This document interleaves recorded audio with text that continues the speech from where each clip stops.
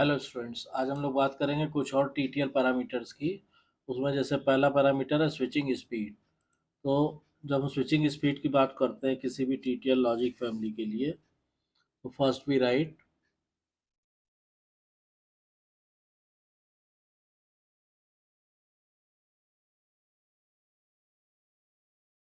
Switching speed.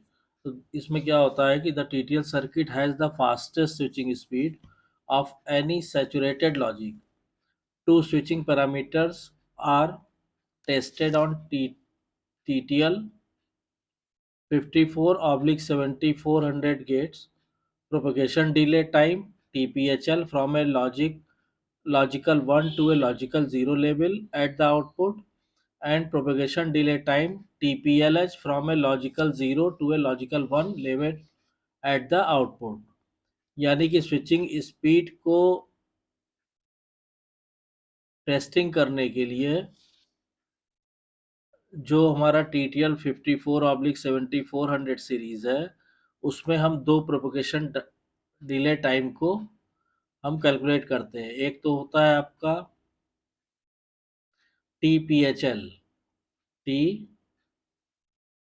TPHL, ठीक है। ये क्या होता है TPHL? ये from a logical 1 to logical 0 level at the output, यानी आउटपुट पे जब ये लॉजिकल 1 से और लॉजिकल 0 होता है तो उसमें जितना प्रोपोगेशन डिले लगता है वो। और दूसरा जो होता है वो होता है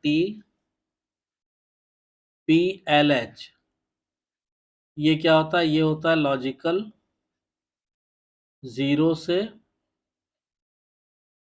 लॉजिकल 1, तो इसमें जितना प्रोपोगेशन डिले होता है वो।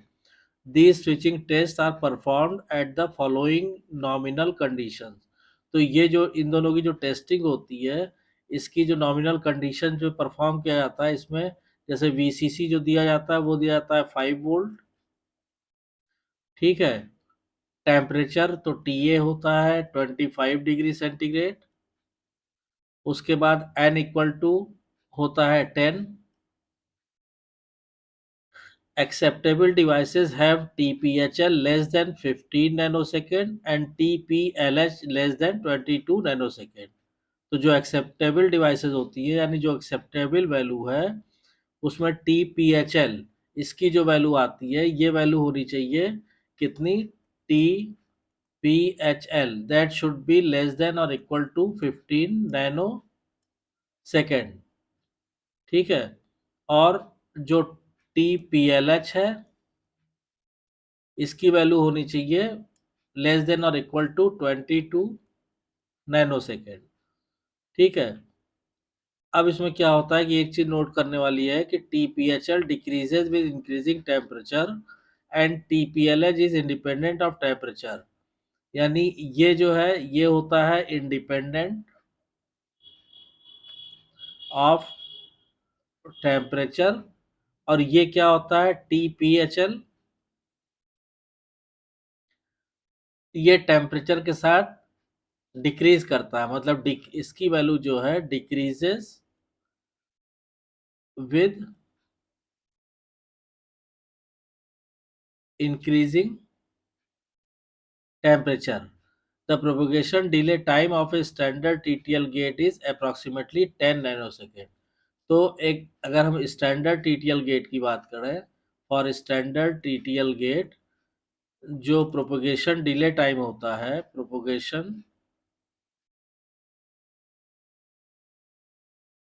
डिले टाइम, वो तकरीबन होता है करीब करीब 10 नैनो सेकेंड के, ठीक। तो ये तो हो गया स्विचिंग स्पीड। इसके बाद एक और TTL पैरामीटर आता है, that is called supply current characteristic. That is called supply current characteristic. अब देखिए सप्लाई करंट कैरेक्टरिस्टिक क्या होता है कि इसमें power supply current requirements for all series 54/74 circuits are specified as maximum current drains with maximum permissible power supply voltage VCC। तो maximum CCL ICC 0 per gate is specified as 5.5 milliampere and maximum ICCH, ठीक है, per gate is specified as 2.0 milli ampere. यानी कि अगर हम maximum की बात करें तो देखिए, अगर हम यहाँ बात करें कि मैक्सिमम, ठीक है, ICCL, ठीक है, यानी ये हो गया ICC 0, ठीक है, पर गेट। तो ये कितना होता है, ये होता है आपका 5.5 मिली एम्पियर। और मैक्सिमम ICCH की हम बात करेंगे, यानी यहाँ हो जाएगा आपका ICC 1 पर गेट। इसकी वैल्यू होती है करीब 2.0 मिली एम्पियर, ठीक। At the nominal supply voltage of 5 volt, typical ICCL per gate is 3 milli ampere and typical CCH is 1 milli ampere. तो अगर नॉमिनल कंडीशन में बात करें सप्लाई वोल्टेज ऑफ प्लस के 5 वोल्ट पे, तो जो ICCL की जो टिपिकल वैल्यू आती है ये आती है करीब 3 मिली एम्पियर ये, और ICCH की जो वैल्यू आती है ये आती है 1 मिली एम्पियर, ठीक है। Hence ICCL is about 3 times larger than CCH। तो ICCL जो होता है वो करीब करीब इसका 3 टाइम्स होता है लार्जर देन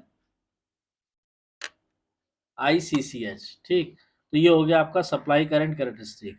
उसके बाद नेक्स्ट पैरामीटर पे हम आते हैं, that is worst case input and output voltages. तो इसको हम लिखते हैं worst case input and output voltages.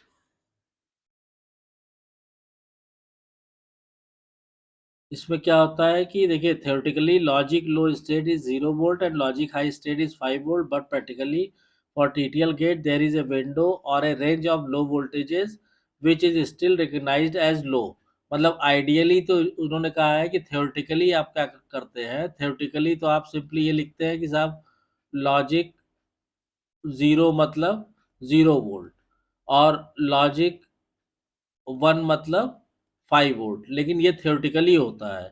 Practically क्या होता है कि इसमें एक लॉजिक 0 के लिए एक रेंज डिफाइंड होती है और लॉजिक 1 के लिए भी एक रेंज डिफाइंड होती है, ठीक।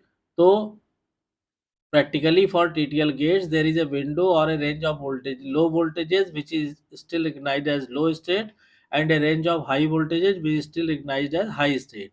Also, this range of low and high state voltages is different at inputs and outputs of a TTL gate. तो जो ले जो रेंज ऑफ वोल्टेज होता है जिसमें हम उसको कहते हैं कि ये लॉजिक 0 पे है या लॉजिक 1 पे है, वो इनपुट और आउटपुट दोनों के लिए डिफरेंट होता है। तो अगर इसमें हम लिखें कि से for a TTL gate,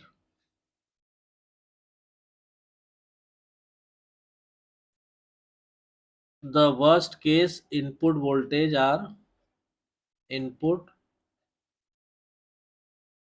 voltages are sorry. तो ये होता है आपका, आप यहाँ पे इनपुट लिखे तो VIL, ठीक है। मैक्सिमम मतलब इनपुट पे लॉजिक 0 के लिए, लॉजिक लो के लिए मैक्सिमम वोल्ट कितना होता है, 0.8 volt. It means a voltage from 0 to 0.8 volt without changing the output is recognized as low state, ठीक। और इनपुट पे VIH हम लेंगे मिनिमम, ये कितना आएगा, ये 2 वोल्ट। तो यहाँ पे 0 से 0.8 वोल्ट तक वो लॉजिक 0 माना जाएगा। और यहाँ पे क्या होगा कि जब आपने मिनिमम किया है हाई से, तो 5 वोल्ट से और डाउन टू 2 वोल्ट, ठीक है, without changing the output is recognised as high state. तो यहाँ पे 0 से 0.8 वोल्ट तक लो स्टेट कहलाएगा, लो, और इस रेंज में ये कहलाएगा हाई। ठीक, अब इसमें अगर मान लीजिए कोई लो वोल्टेज 0.8 वोल्ट से ज़्यादा है या कोई हाई वोल्टेज अगर 2 वोल्ट से कम है, तो फिर ये जो है अनप्रेडिक्टेबल स्टेट हो जाएंगे। ठीक है, तो ये तो हो गया आपका, ये जो हमने बताया है ये किसके लिए बताया है, ये हमने बताया वर्स्ट केस इनपुट वोल्टेजेस। अब ऐसे ही अगर हम वर्स्ट केस आउटपुट वोल्टेज के लिए लिखेंगे तो यहाँ पे हम लिखते हैं worst case output voltages are. ठीक है, तो वर्स्ट केस आउटपुट वोल्टेज क्या होगा, देखिए वी ओ एल, यहाँ हमने लिखा मैक्सिमम, इसका मतलब हुआ 0.4 वोल्ट, यानी कि it means A low state output having any value from 0 से लेकर और 0.4 वोल्ट तक कोई भी वैल्यू होगी वो आपका लो स्टेट आउटपुट कहलाएगा। ठीक, और यहाँ पे जब आप वी ओ एच मिनिमम लेंगे, ये आएगा आपका 2.4 वोल्ट, मतलब it means a high state output having any value from 5 to 2.4 volt, ये कहलाएगा आपका हाई स्टेट। ठीक, तो इसका मतलब क्या हुआ कि as far as TTL output is concern, a low voltage greater than 0.4 volt and a high voltage less than 2.4 volt leads to unpredictable output state। तो अब कोई लो वोल्टेज अगर 0.4 वोल्ट से ज़्यादा होगा या कोई हाई वोल्टेज जो है अगर 2.4 वोल्ट से कम होगा, तो ये दोनों फिर आपके अनप्रेडिक्टेबल स्टेट कहलाएंगे। ठीक, तो ये होता है आपका वर्स्ट केस इनपुट और आउटपुट वोल्टेजेस। उसके बाद कुछ पैरामीटर्स और आपके रह गए, जैसे पावर डिसिपेशन है, लोडिंग रूल्स है, नॉइज इम्यूनिटी है। तो इसको हम लोग जो है नेक्स्ट लेक्चर में डिस्कस करेंगे। तो आई होप कि आज के जो पैरामीटर्स हैं ये आपको क्लियर हो गए होंगे। अगर कोई डाउट या कन्फ्यूज़न है तो कमेंट लाइन में कमेंट करके पूछिए, और अगर वीडियो कंटेंट पसंद आ रहा है तो वीडियो को शेयर कीजिए, लाइक कीजिए, चैनल को सब्सक्राइब कीजिए और नोटिफिकेशन बेल को ज़रूर ऑन कर दीजिए ताकि नेक्स्ट वीडियो की इन्फॉर्मेशन आपको टाइम से मिल सके। Thank you.